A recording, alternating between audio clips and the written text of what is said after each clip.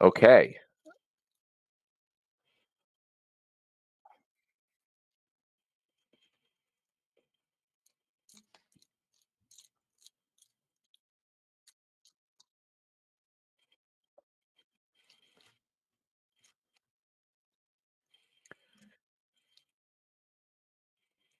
And that about concludes everything. We just talked about everything coming up and all the new exciting things, and we'll talk. Oh, wait, no, okay, just kidding.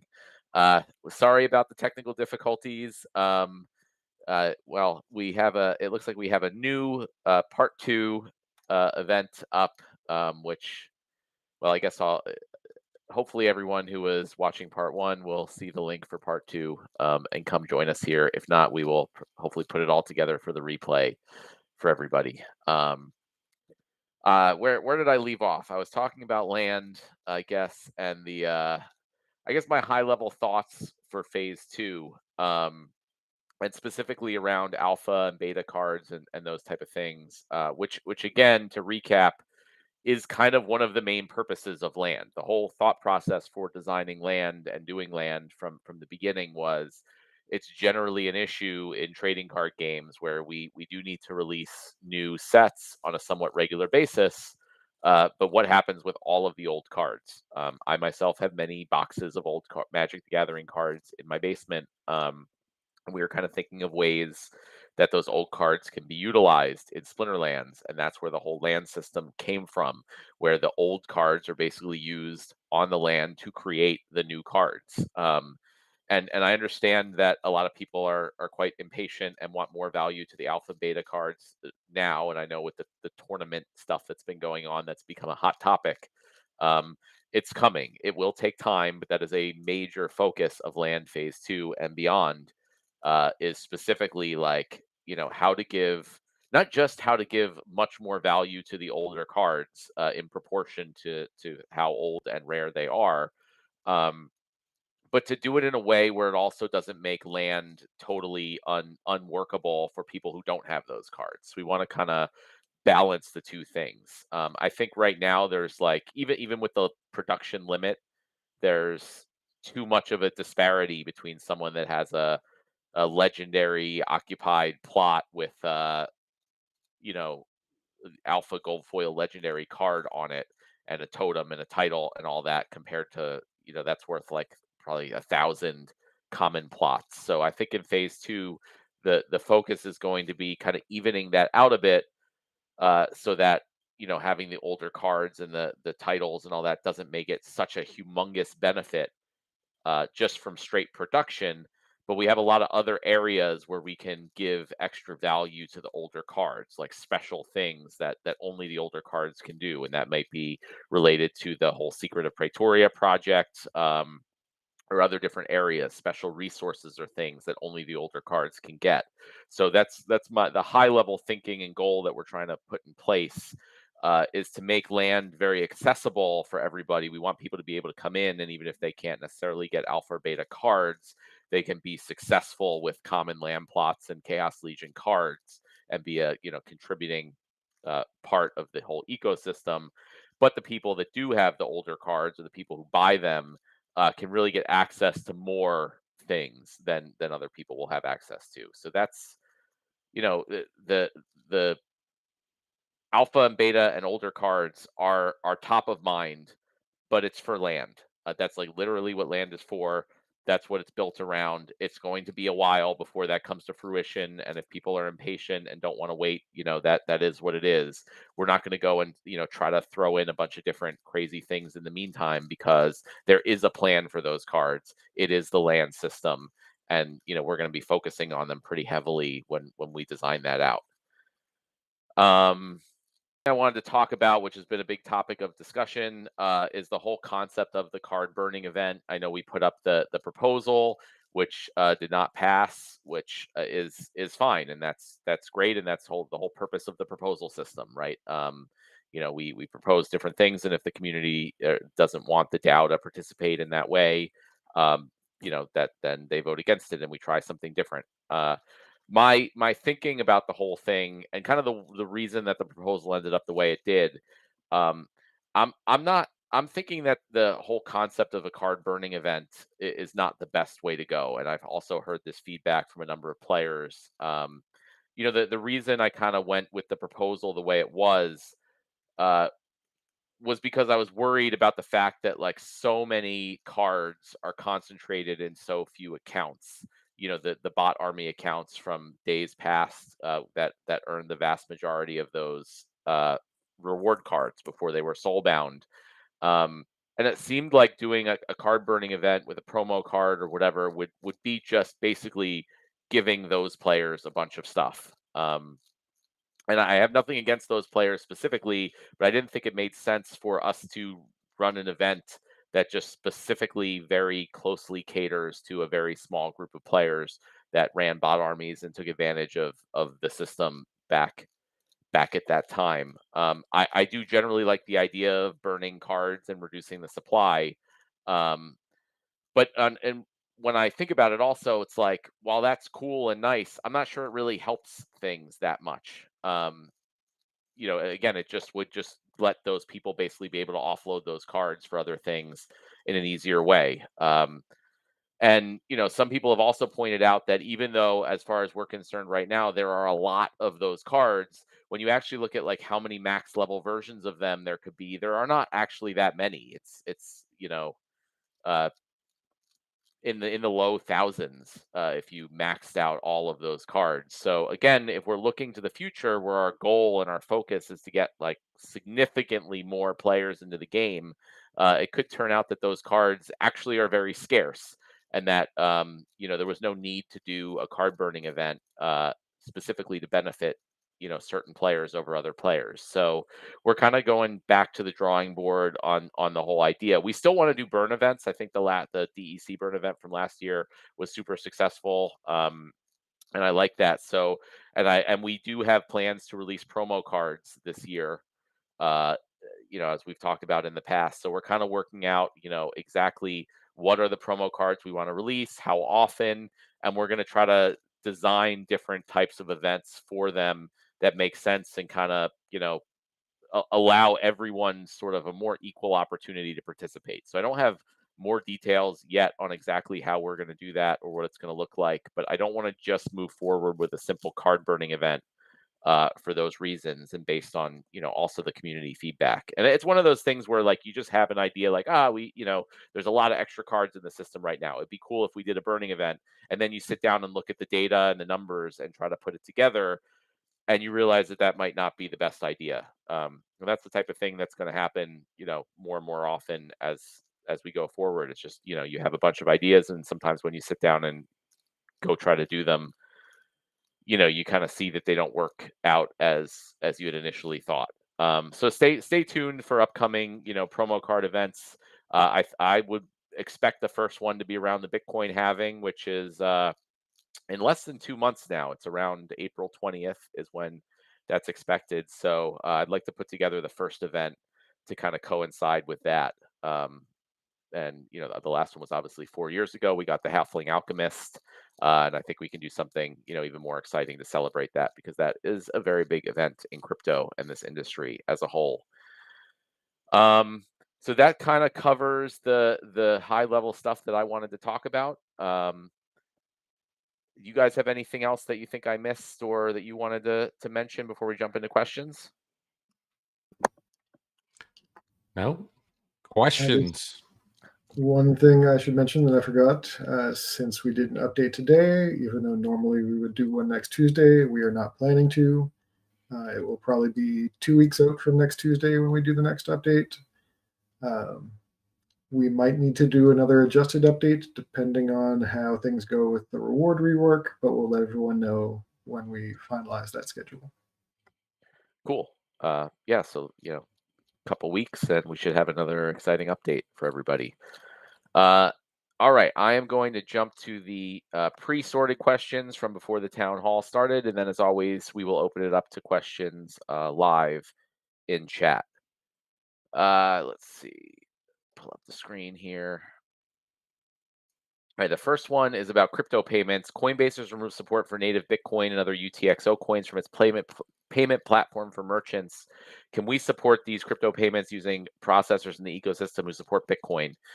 Yeah, I saw that. It's a bummer, but also we don't actually have that many purchases coming in from those coins. I'm guessing whoever asked the question might be one of the few people that purchases stuff using those coins, but it is one of the more difficult ways to purchase things in the game. So I'm a big fan of Bitcoin specifically. I think it's great for us to accept Bitcoin, and if there's an easy way for us to do that, I'm all open to it. But I don't want to go very much out of our way to do that, since it's not a big avenue for payments for us. And I think we just have more important things to focus on. So that's what I look at for that. If there's an easy way to do it, it'd be good to have. Otherwise, not a priority. The next question is about killer whales, which has been a popular topic. With the upcoming show and potentially millions of viewers who might check out the website, do we have a specific plan for retention to be ready by mid-March? So one thing is, we're already working on the player experience. It's going to take a lot longer than mid-March. Obviously, we've talked about a number of things. We're doing as much as we realistically can. The support team's working on updating the docs. They're working on new videos. I mean, we're making changes to the website and the game, as quickly as we can, as always. What I don't want to do is kind of put us into a frenzy mode of trying to rush things out. I've found in the past that actually tends to make things worse, both for the morale of employees and then for the actual quality of the stuff that we put out. I also am trying to be a bit more realistic about what to expect from the show. So I think it's great. Any publicity is good. I realistically don't see any type of massive influx of users from it. I think we've seen that type of thing in the past. There was the whole big Brave promotion that Aggro really pushed, and how we were going to get millions and millions of users coming in because of the Brave browser, advertising and things like that. And those things generally don't tend to work out that way. So I think killer whales will be a nice thing for us. I'm not. I don't really expect it to be anything crazy, and I don't want to make the team go crazy to do that. So we're gonna stay focused on our plan and try to put out solid products for the long term. But anything we can easily do in the meantime, like videos and documentation, we're going to do. And as always, the community can play a big part in that. A lot of the people, again, will come into Discord. People will Google things, so all our content creators might come up in searches, and they might check out the videos and other content for that. So, that's kind of the thoughts around the killer whales thing. I know there's a whole long thing for that question, about paying content creators to do specific things. Yeah, I feel like our content creators are already kind of doing that. So I don't know. I'm open to ideas if there's anyone who has specifically like, hey, we can make specific content for it, potentially. But I don't want to go too crazy, and I don't want to lose focus on all the other things that we're working on for the longer term. And then the second question: the recent changes on the company side of things and the focus of the team was due to the Killer Whales mentorship. Um, no, actually, I mean, it's one of the things I meant to reach out to Agro about. I haven't actually heard anything about, the from the outcome of Killer Whales or any mentorship or anything yet. I don't know if that it like comes a little while down the road, but nothing that has happened has come from Killer Whales yet. So hopefully we'll see maybe some of that in the future. I'd definitely love to have some of those people, the whales, helping to promote the game and helping us out. But as far as I know, we haven't seen any of that yet. Um, Next question is about bug fixing. When will Splinterlands finally fix the long-standing bug where the game gets carried away and monsters start attacking way too fast? Yeah, I've definitely noticed that one myself. As far as I can tell, it seems to be when you like go off the tab and come back in the middle of a battle. One way is watch the whole battle and don't jump away, but I know that's not always possible. I don't know, Vesti, you have any thoughts on that one? Yeah, we actually talked about this one not too long ago. It's probably going to get fixed when we go to a new battle UI. it's how the timing was written for it, and rewriting it would be a pretty large effort that if we're going to do, we might as well move everything over to the new client anyways. So once we get to that part of the battle conversion, we should fix that issue. All right, there you go. And yeah, moving everything to our new client we talked about earlier is kind of one of the priorities. So hopefully that'll just get taken care of automatically when we get to that. Value of old sets. What are the proposals to maintain and increase the price of old sets like alpha and beta? In one word, land. I know it's taking a while. I talked about this at length earlier, but that is literally the proposal and the plan for that, and I think that's going to do very well once that's all released. Next question is about land. To ease the transition to the next stage of land, can all the natural plots have the voluntary option to produce grain or the resource they are supposed to produce? Like on a forest, you could make wood or grain. Yeah, possibly. As much as possible, I would like to release things in phases and not just wait until the entire phase 2 is done and say, here it is.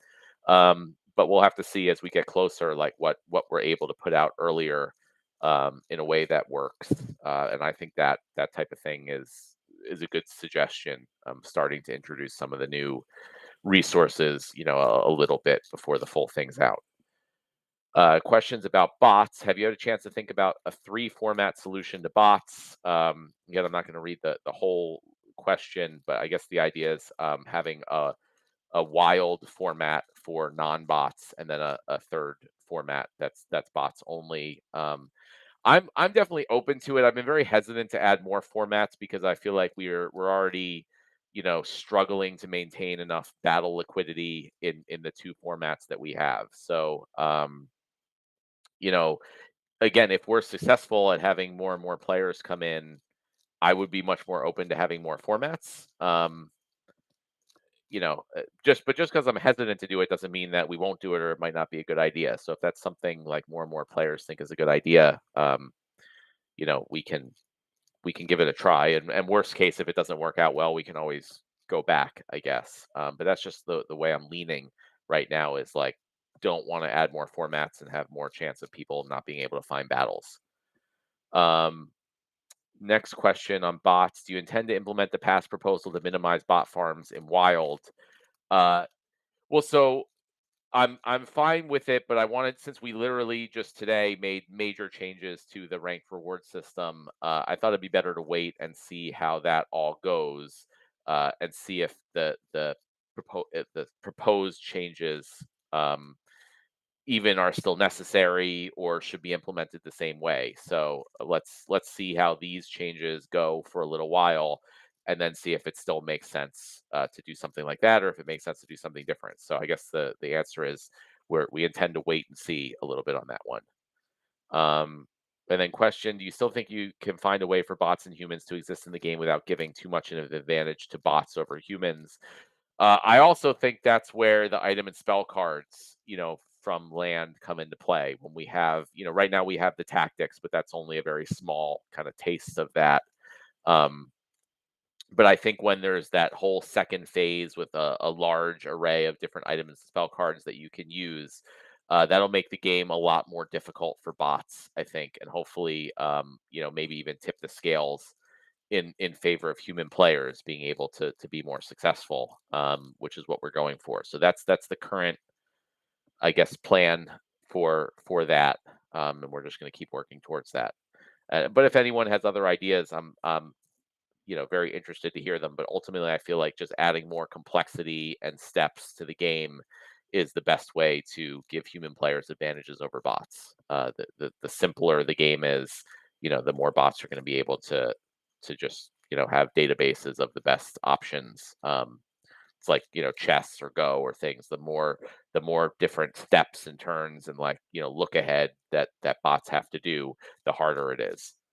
Um, Gameplay question: have you considered making attacks of the same speed to be at the same time, or at least monsters should only die off when attacks on the same speed are done? And that so basically saying should attacks of the same speed happen at the same time rather than being random? Possibly. I don't know. Yeah, I'm in favor, I guess, of reducing randomness where we can. Um, but it's also, I think it's not just speed that determines it. I think like gold foil cards and higher rarity cards will go first if the speed is the same. So that's it's only, I guess, if it's the same rarity, same foil, and even same level, I think, card. Maybe not. I don't know. Yeah, there's. I think gold foil might be the only thing not taken into consideration, but it's like level. Okay. We have a whole breakdown in the help in Discord of how it determines who goes first. But But either way, I guess, we did make a change not too long ago to have like things like poison or that happened at the start of the round or blast happen simultaneously. So they're even though it doesn't show it simultaneously, it's as if it was simultaneously. So I guess that's something we could look at for attacks. I've never thought about it, but possibly. It I looks would like say, Lilyfire put the order there in the Discord chat. oh, cool, perfect. There we go. So, yeah, I don't know. I haven't considered it, but it sounds like a possible idea. Also, probably not a priority right now, though. Question about battle helpers. There are more public battle helpers being released that may or may not follow the rules. Is the team on top of battle helper use in modern tournament and brawls?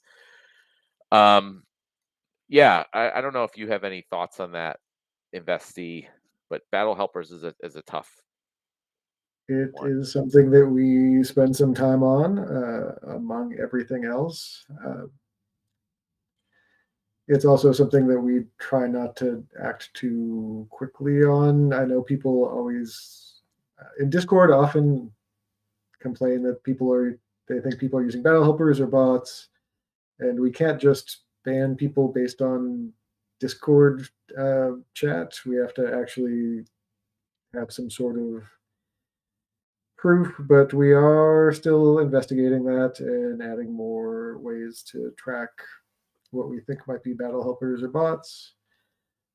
But we're not going to go into details as always. Yeah, I mean that's a tough one also. If someone just keeps a spreadsheet of things, is that a battle helper, or whatever. So I think ultimately that's not something that like can be accurately determined in most cases. And I think again, as we make the game more complex in the future, as we get to items and spells and more things like that, it'll make battle helpers, that will still be helpful, but hopefully less impactful. So that's more the long term way to hopefully deal with those things. Um, Question about battle overhaul. Will the overhaul you are implementing with the overhaul you are implementing major changes in the way SPS are distributed? Why is there no proposal to ask if the DAO accepts this SPS related change? Yeah, that's a good question. So ultimately, really, the DAO decides what SPS to allocate to the game for different things, and the team decides how to distribute those SPS or the specifics around that. And typically, and many times in the past, there have been proposals around what the team wants to implement. In this case, I'm trying to move quickly and get a lot of things done here and push the game in the right direction. So ultimately, it's up to the DAO. If the DAO doesn't like the direction that things are going, if the DAO doesn't like how the SPS is being used and the changes that are being made, I encourage players to put up proposals to change it or do things differently, or to even not, give out SPS for certain things or whatever it is. So. But generally, the way I look at it is we are going to take the SPS that has been allocated by the DAO to the different areas of the game and figure out how best to distribute that. And then it's ultimately up to the DAO and the players to, if they don't like it, to make that known via the proposal system. So if players are not happy with this particular change, I would suggest giving it more than 8 hours or however long it's been, to see how it goes. But ultimately, that's kind of the way things I believe are going to work for the most part. If we feel if we're like on the fence, we don't know what the player community wants. We'll put up a proposal and see, if the community wants something, and then go forward or not. But if we feel we have a clear path to make things better, we're going to go implement that. using what SPS is available for that specific part of the game.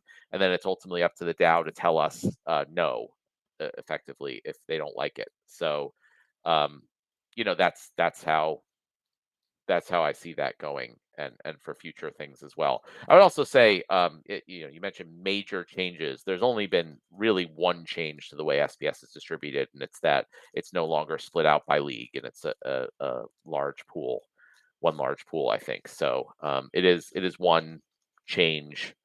It's not, in my opinion, at least, a very significant change. Um, but again, if the community is not happy about that, use the proposal system to. So that is the end of the pre-sorted questions. Ron or Azar up in the chat for live questions. I will get to those until the 9 o'clock hour. All right, question session is opened. I will also try to, and Ron, you can jump in and let me know if there are questions that come up on YouTube or the other chats. But I'll be watching Discord primarily. Okay, first question from Naive God.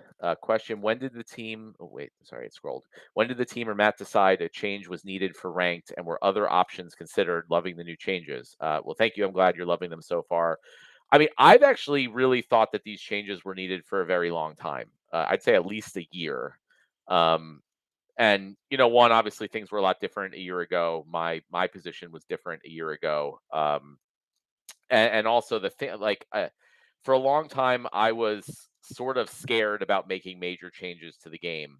Um, and that's why we had a lot of like piecemeal changes, and I think ultimately that type of stuff made things worse as we weren't addressing the core problems. And so eventually, as things continued to not go well over the past year, and then once I took over, I kind of went back and was like, here are these things that I really thought we needed to do, but I was kind of afraid or not in the position to do.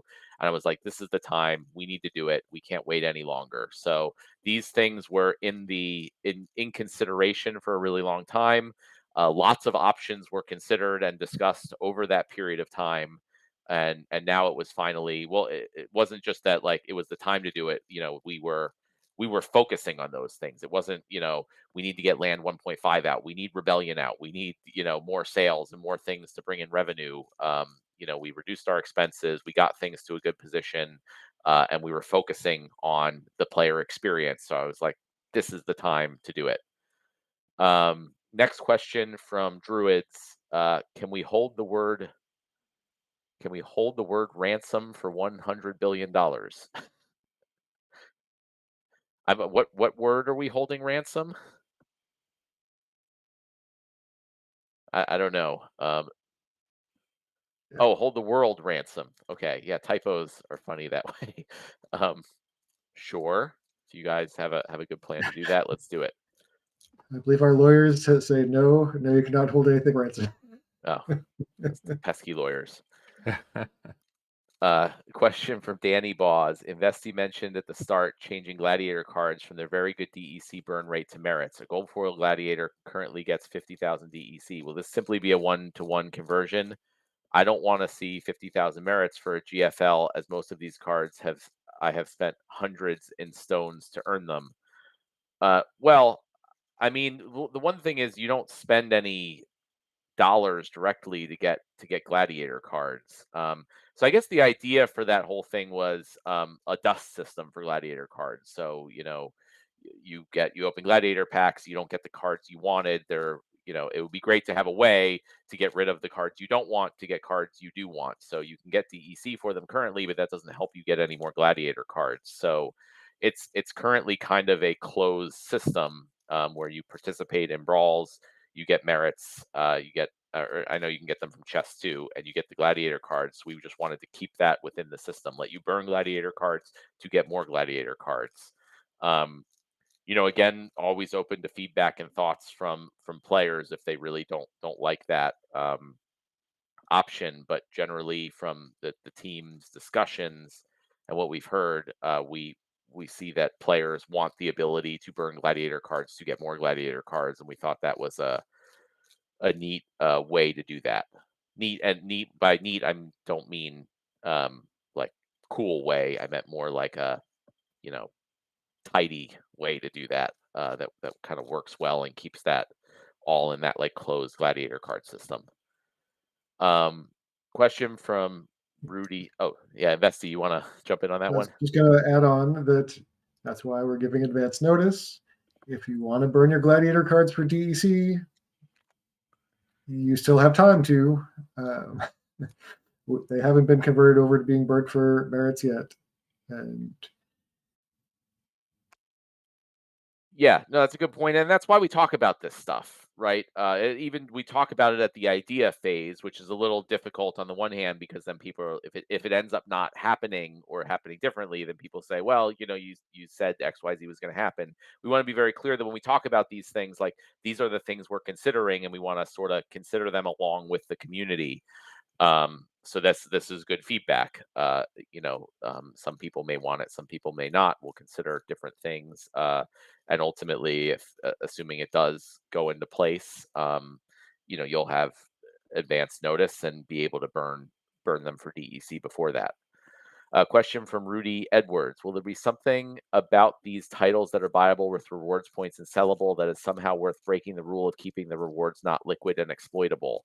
The decision to make the titles not soulbound on the heels from removing leaderboards for everyone not playing in Champion. Uh, I'm worried that we're looking at a scenario where the players at the very top have access to liquid rewards and no one else does. Yeah, I mean, so my thinking is that assuming they're like very expensive, where it's going to take like the top Champion League players, you know, multiple seasons of foregoing other rewards to get them, I think that takes out the concept of them being exploitable, right? Typically, when things are exploitable in the game, it's by low-level bots, right? And there's just absolutely no way, and you can't combine reward points from multiple accounts, right? They're not tradable, so you can't have 1,000 bot accounts and group the reward points together to buy a really big item. So the reason why I was sort of breaking or planning to break the rule for those big ticket items was specifically because they don't seem like they can be exploitable, at least based on how exploitable things have been in the past. We're also planning on making them limited quantity, right?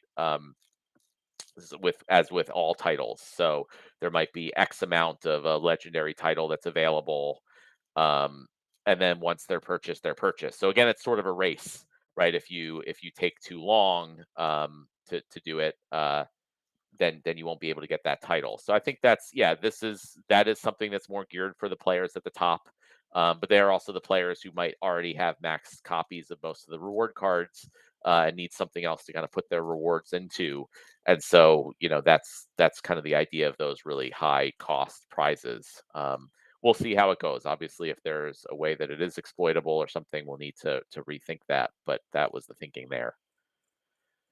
Question 2, could we consider a change so that attack direction prioritizes what is on a card before what is given by a rule set? Make it easy to know where your cards will attack when you select them and maintain the value of abilities on a card. So I'm guessing that has to do with things like rule sets that give everyone sneak or something. And I think currently it's the different abilities have an order of which one, like sneak might override opportunity or whatever. So I guess the suggestion is that like an ability that's on a card will override an ability that's given by a rule set, which I think makes sense. Potentially, I'm not sure that it's worthwhile for us to spend time on that change at this point, though. So I don't know. It's something that I hadn't considered, though. Um, and Harry or Nate, feel free to jump in, whenever, if you have any thoughts on these things. Question 3, how do you guys feel about the conflict system so far? I think everyone feels like this is a superior airdrop mechanism, but less sure that people are excited about its impact on the availability of new set cards for rent, for example. I feel like the rental market is an important part of what makes Splinterlands kind of unique, and making such a large percentage of sets inaccessible to players not invested in thousands of dollars seems rough. Yeah, I mean that's on the one hand, you obviously want people to hold their cards, right, and not sell them and maintain value for the cards, but you also want the cards to be available for lots of players. So it's kind of a balanced type of system. So one of the things specifically with the one-click set rentals is I think we're going to focus on they'll rent specifically the full set of Chaos Legion cards, and that's it, and not Rebellion cards. So the idea is that and that's sufficient to play, especially at the lower levels. If you have a good full set of Chaos Legion cards, you can do pretty well in ranked battles. So I guess the thought there is that those will be very available and cheap for rentals or purchasing. And then the Rebellion cards are the more like exciting, expensive ones that you can go out. And if you really want to, take your game to the next level, you go get those cards. And then perhaps in the future, and over time, we're selling more and more Rebellion cards. It's still very early in the set's life cycle. So there will be more and more in the ecosystem as time goes on. They will become more available. The conflicts will end, right? There's going to be, I think, 9 of them, so they'll end. So the whole idea is, eventually that will stop and the cards will be more available in the long run. But in the early days, I guess the idea is to, provide a lot of value for the people that did purchase those cards, right? They're much more scarce. They're hard to get. They're hard to rent, and I think that's a good thing. And then over time, they'll become more available. But in the meantime, you can fall back on the Chaos Legion cards for the cheap. So that's the balance. We have the cheap Chaos Legion cards that are available for players, and then the more expensive cards to reward the people who got into Rebellion early. Question for Yaba: fish or chicken? Uh, I don't know if there's if that means which do I like better as food, or there's some context behind that related to Splinterlands that I'm unaware of. Um, I don't know. It depends on the context. I like certain chicken dishes. I like certain fish dishes. So hard to say. I would say fish is probably the healthier choice in most cases. Not that chicken's unhealthy, but so if I had to pick one, I go fish. And plus, everything tastes like chicken. Maybe that's because they didn't know what chicken tasted like when they made the Matrix. Yeah. Question from Rye Crypto: what's your expectation on the ranked overhaul, market players, etc.?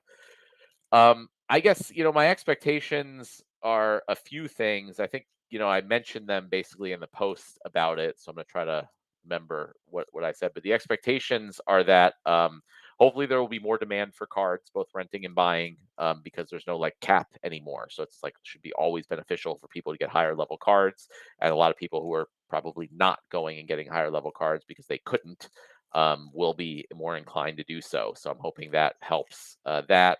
And then I'm also hoping, it just encourages people to play more, right? And to try to move up and to get into higher leagues where they may not have been encouraged to do that before. And that's always good. More playing is more engagement, more battle liquidity, all that stuff. And my hope also in the longer run is that it just makes it easier for new players to just understand this system.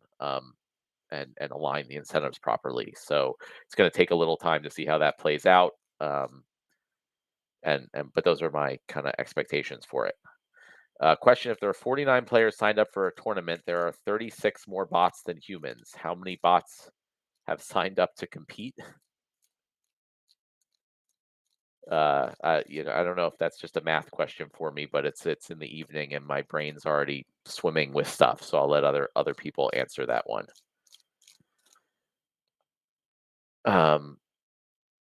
Question from Paul TRX: can we have the Mav chat set to private so new players can't see it, since there's a lot of salt in there at times that could cause new players to leave? Possibly. I'm not typically the one for community and Discord management, so that typically goes to the support team mostly, and the moderators and all that. But if that's what people want, think that would be better, I'm all for it.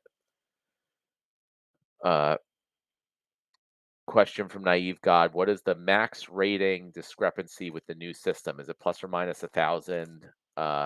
can someone at 1900 battle someone at 3600? That's a good question. Investi, do you know?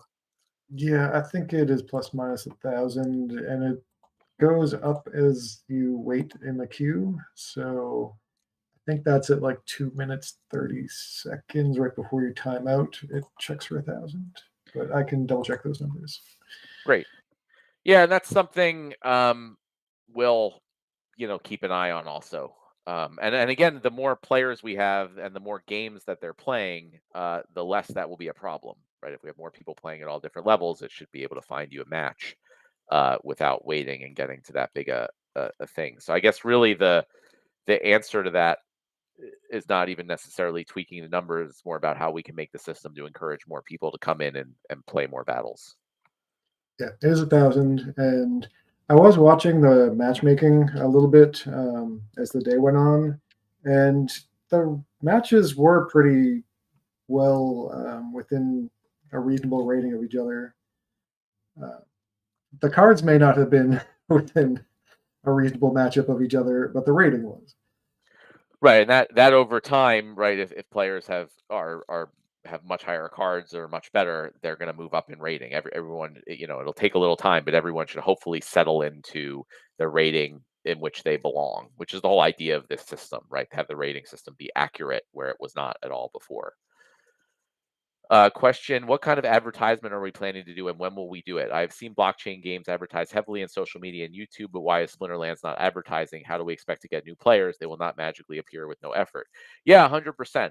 But I don't want. I feel like we will waste a lot of our money and resources if we do advertising before a lot of this player experience stuff is done. If we don't have a mobile app that's at the level we want it to be, if we don't have an onboarding experience that's where we need it to be, even if we get new players in, they're not going to have a good experience and they're not going to stick around. And it's going to be kind of wasted. So that's the game plan is to ramp up the advertising, and I want to do all that type of stuff. I want to get a really good advertising and marketing team in here. We don't have one now. We lost our kind of marketing team with the last round of cuts. But they also weren't really able to be effective yet. So the focus is first get our product to where it needs to be, and then once that's there, we're going to hit the marketing hard. And I don't know exactly what we're planning to do, right? I'm not a marketer, so we need to get that's one of the potential new hires I'm looking at for later in the year, is really like a chief marketing officer that's really good and experienced specifically on Web3 marketing. And so, that person will be the one who will come up with the plan. And part of that plan is not just doing traditional advertisements, but also like how can we really galvanize our community and use our biggest resource, you guys, and focus those efforts into going into other communities and other areas and bringing people in. But that's going to be more like maybe second half of the year is where the focus is going to be on that.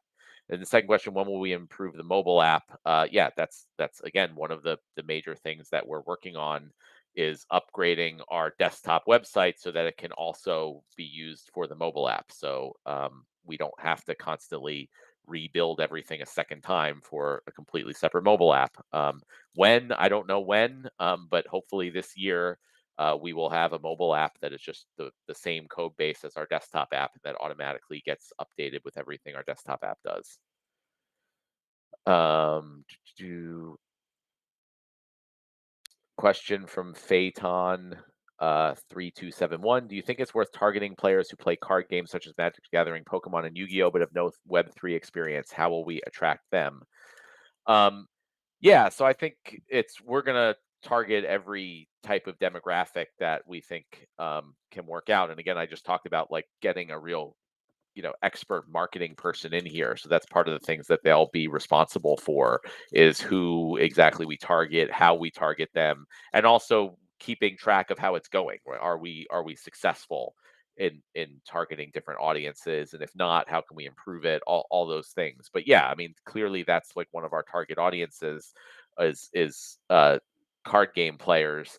And we can also market this as like this is an entryway into the world of crypto, right? And as crypto has another bull run potentially, and there's a lot more excitement and interest around it, people are looking for ways to get into it. And playing a type of game that they already like, is often a much better way than like signing up for a Coinbase account.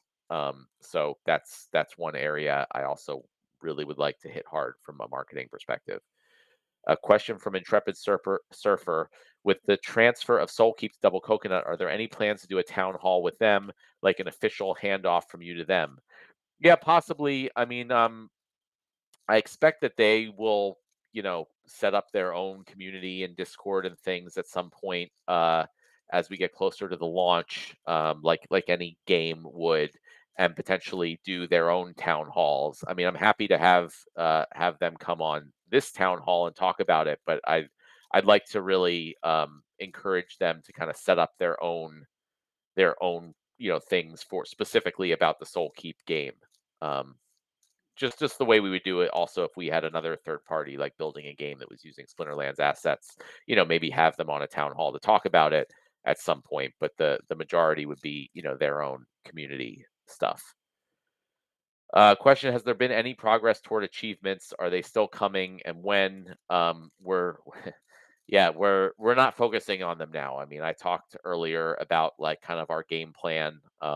Achievements wasn't on that list, but again, the focus is it looks like we're entering into another bull run for cryptocurrency. We are focusing 100% on how we can bring in the next 100,000 players or more into this game and keep them engaged and keep them here. I think we have a ton of stuff in the game even without achievements, especially for newer people to come in. You guys, you've been here for a while. You've participated in probably all that Splinterlands has to offer. And I know you guys all want new things, but if you look at it from the perspective of new people coming into the game, I mean, there's so much. So I wanted to specifically stop working on adding as many new features and focus on getting it so new players can come in and experience all the features we've already built for a while. And so once kind of that's done, and hopefully we're at a new phase of growth, like we saw a few years ago, then we'll go back to focusing on more features in the game. Like as all those new players kind of get saturated with and learn about all the features that we have, then we start focusing more on the new things. Question from Mega Marcus: do you consider Soulbound reward card packs? Everyone likes to open packs. Like in some other games, you'd be able to buy epic or legendary packs, one guaranteed epic or legendary card in the upcoming reward shop.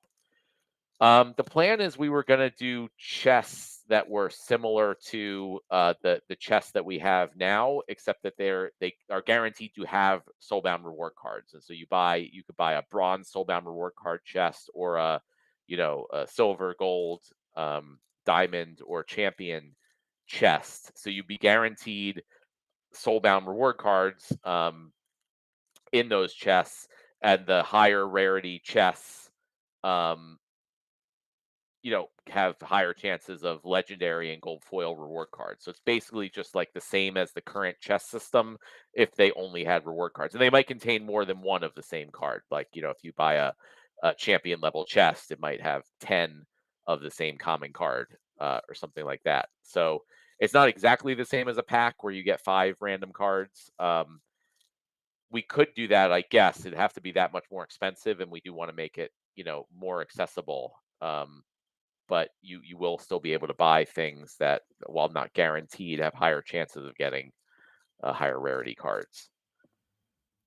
And we might add more stuff to the reward shop as we move on, but we want to get it out. So we're probably going to do a simpler initial set of similar chests. Yeah, right. Taking what we already have and just putting it in a reward shop is easier than building a new thing. Also, not just from the development side of it, but from the economy design side of it. Right, switching to packs is a whole different economy model that we'd have to work out. Question from Silence: will you be adding more spots to the champion leaderboard since the diamond and lower leaderboard has been eliminated? For example, going to top 100 spots instead of top 50. Yeah, I hadn't really thought about that, but sure. I mean, I don't see any reason why that would be a problem, and I think it'd be good to give more people the opportunity to get onto the leaderboard. So I think that's a good thing to consider. It shouldn't be too hard to do either. Question. Harry's on. Yeah. When I feel free to jump in if I say shouldn't be too hard to do because I used to be in that position where people be like, oh, it's so easy to add this to XYZ. And I'm like, no, no, it's not. It is easy to change the leaderboards. There was the proposal to switch it over to packs though, and that's something we might want to revisit too if we do further leaderboard tweaks. If we're going to start giving out the DAO gifted packs for the leaderboard. Yeah, for sure. But I'm totally open to doing more leaderboard spots. I think that's good to give more people the ability to be on the leaderboard and earn the prize. Yeah, I like it. That sounds great. All right. Maybe I could even get on the leaderboard one day. Yeah. I used to be years and years ago. Not anymore. Question from Phaeton3271. Bitcoin is up nearly 400% from the lows. How come Splinterland's assets such as cards and packs are still very low and have not kept up? Well, I mean, typically what we see in crypto market cycles is that Bitcoin leads the pack. And so typically Bitcoin goes up a lot first, and then a lot of people make a bunch of money in Bitcoin and cycle into altcoins. And the smaller the project and the smaller the altcoin, the longer it takes for that trickle down effect to happen. So I expect that, again, like I said, I expect that we will see another bull market just because that seems to happen every 4 years or so. And this is just the very beginning of it before the funds have really cycled in from Bitcoin gains into the other projects. I mean, and things haven't, the SPS price has doubled or more off the lows, so that we're starting to see an uptick. But ultimately, I think it's just going to take more time, and I know patience is a difficult thing to have. But all we do is like I'm not going out and trying to like do things just to pump token prices. I mean, that's just short term hype things. That's not our focus at all. Our focus is on ultimately building the best product that we can have, and then making sure everybody knows about it, and that will hopefully give us sustainable growth, and so we don't have the huge pump and dumps that we saw in 2021 and 2022 going forward. I'd hope that regardless of what the crypto market cycle does, Splinterlands will still be on a general overall uptrend, just based on the value of our product. Also, I don't know if we've done this yet, but since we have about 10 minutes left, if we can kind of cut off the questions, hopefully I can get to the ones that are there. But so no more questions. You've had plenty of time, about a half hour to get your questions in, and we'll be back in 2 weeks if something comes up that we didn't get to today. Phaeton3271 is also asking, why are we not giving away packs and chests anymore? No rebellion packs. Yeah, that's something I think the community wanted and we agree with. One of the main things we were doing with Rebellion that we did not do with Chaos Legion is with Chaos Legion we gave out lots of packs for cheap or free, which devalued the overall value of those packs significantly. So we purposely don't want to do that with Rebellion. We want to make sure they maintain their value. So we have decided not to give them out as rewards in chests. So if you want Rebellion packs or cards, you need to buy them. And I think it's important to separate, the things that are sold and maintain the value for that versus the other things that you can earn as rewards. Again, as always, if the community feels like that's not a good idea, the DAO has a large amount of Rebellion packs that are available to use for things like rewards. But for now, I think that's the right way to go. You gotta pay up for the Rebellion cards, and you don't get them for free. Question from Mango Mayhem. As champion is really the end goal, where there'll be new tournaments specifically for champion players. At the moment, if we stay in Champ 1, we have limited access to tournaments without being penalized. Again, I'm purposely trying to stay out of the whole tournament discussion. The tournament prizes mostly come from the DAO, and I know there's been immense amounts of discussion around that. So I have no issue with there being champion tournaments. I mean, the one thing is that there is a champion leaderboard. There are going to be new things in the shop, the reward point shop that we talked about, kind of specifically geared toward those top players. So champion players already kind of do have like more reward opportunities available for them. But if the community also thinks that there should be more tournaments geared toward them, I'm totally on board with that. Okay, scrolling down. to find the next question. There's a lot of discussion here. Okay, question from Bjangles. Quick take on the recent pre-proposal readjusting spellbook purchases. I have not reviewed that yet, so I don't have a take on it. I don't know if anyone else has and wants to talk about it. There's not really a lot of content in it. It's increased the price of spellbook to compensate for rebellion packs or compensate with rebellion packs. I think the idea is to give out rebellion packs with a spellbook purchase, but it doesn't really say how much we would increase or how many packs we would give out. Got it. Okay. Yeah, I mean, there's a balance there also. If we increase the spellbook purchase price, that might, make make more players not get in. So I don't know. That is an option to increase the spellbook purchase price and include packs with that. But right now we just have a lower spellbook purchase price, and then they can go buy packs, with extra money if they want. I don't know. But again, also, the DAO is ultimately responsible for rebellion packs. So if there's I feel like this proposal kind of needs more details, and it should hopefully, if it's just like let the SPS team decide, then that's fine. If the community agrees to do that, we'll come up with something. But yeah, if the DAO wants to increase the price of the spell book and include packs in that, I'm open to it. I'm just seeing it for the first time now, so I don't necessarily have an opinion on whether or not it's good or bad to do. Question from Gonzo. Visually impaired people need some form of a battle helper, even if we choose the cards for each rule set ourselves before the battle starts.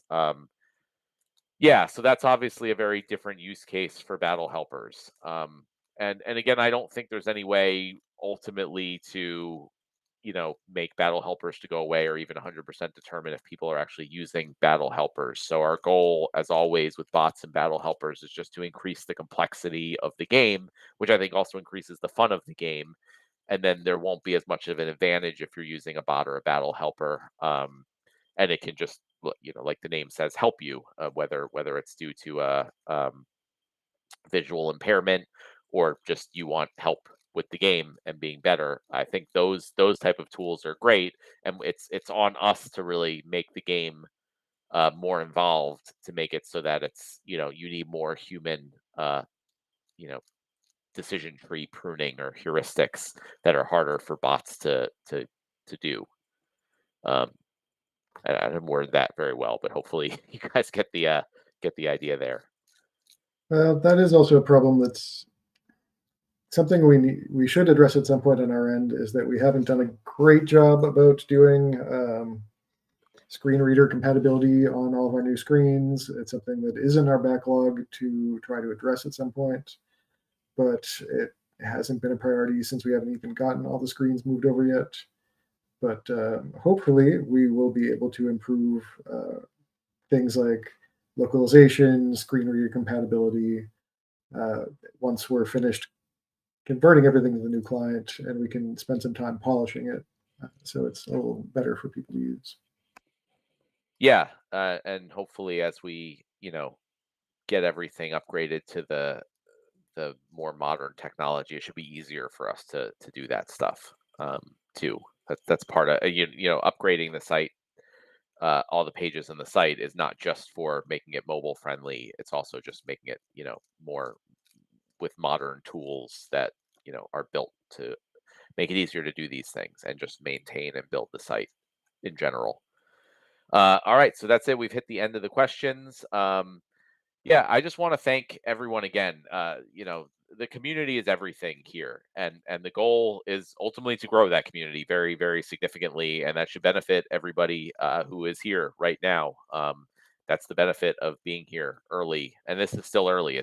We're coming up on 6 years, and not too long. It's kind of crazy to say that you guys are still early, but in the scheme of things, it is very early. I mean, the game is still very small in the scheme of things, and I'm talking about onboarding the next 100,000 players, and that's still in the scheme of games, pretty small, and hopefully at some point we get to millions of players. So this community, you're the ones who are ultimately going to make it happen. When I talk about onboarding new players. We're doing a lot of work on the site and the game and everything, but the Discord community, the player generated content is huge.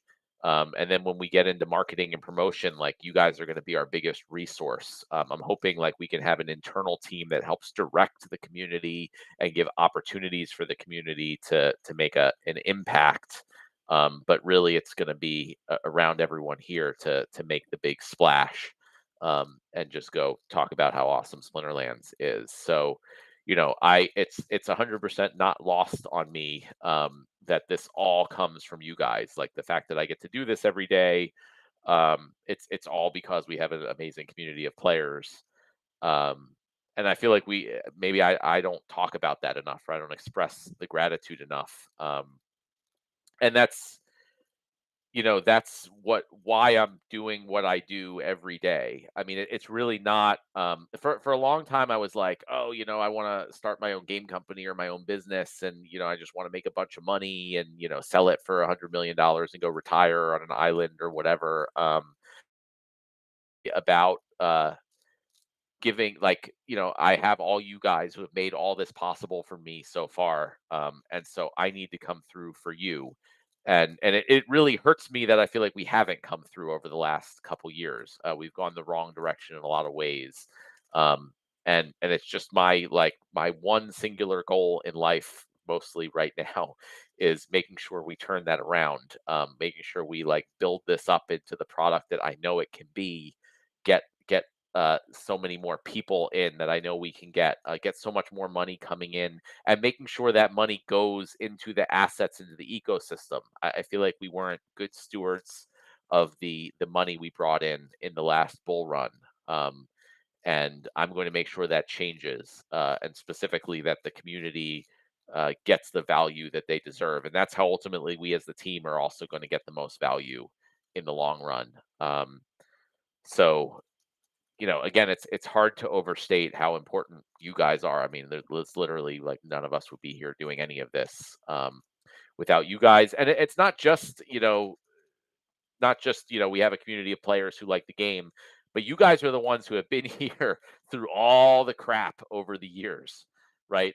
So sure, we probably got tons of players, in 2021 and 22, that just came and went, right? Those aren't the people I'm talking about, when I'm saying these things. Like, you guys, the diehards who know, like, this is a long-term thing, and who have been through multiple bear and bull markets in this product, and are going to stick around through more bull and bear markets.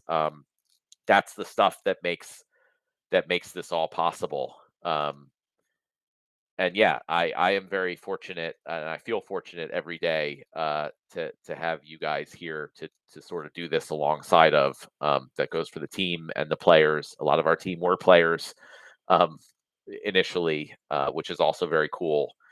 And that's what drives me. That's really what drives me, is like, I have to make sure to come through, for you guys, and make sure, I know in my mind, how successful this product can be, and it's frustrating because it takes so much to get there, and it takes so much time. And I'm like, I can envision it. Why isn't it just there today, right? You know, but we're just going to put in the work day after day. I know most of the team. I feel like I can speak for them, too, with that goal in mind. That's why we're here. That's why we're doing this. You guys have been supporting us for years and years and years, through thick and thin, and we want to figure out how to come through. So that's it. Thank you everyone for listening, and we will be back in 2 weeks for the next town hall. Have a good night or morning or whatever time it is, and we'll see you next time. This is a story.